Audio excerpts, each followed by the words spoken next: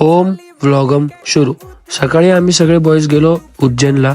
मंदिरात जायचं होतं, दर्शन घ्यायचं होतं. मग काय भस्म आरतीची वेळ झाली होती आणि आम्ही एकदम राईट टाइम होतो. मग काय दर्शन घेतले. आपल्या ट्रॉफीज अलाउड नव्हत्या केल्या मंदिरात, मग ठेवल्या आणि आम्ही दर्शन घेऊन आलो बाहेर. बाहेर मस्त फोटो काढला ट्रॉफी सोबत आणि मस्त इंदोरचा इंदोरी चहा घेतला.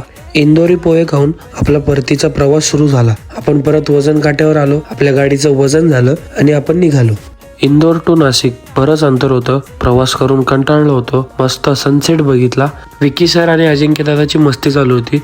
विकी सर झोपले की अजिंक्य दादा त्यांना त्रास देऊन उठवत होते. अशी मस्ती बराच वेळ चालली. आदित्य दादा झोक्यावर बसून मस्ती करत होता. झोका नव्हता, एक बांबू होता, त्याला दोरीने झाडाला बांधलेलं होतं म्हणून तो जास्त रिस्क नव्हता घेत.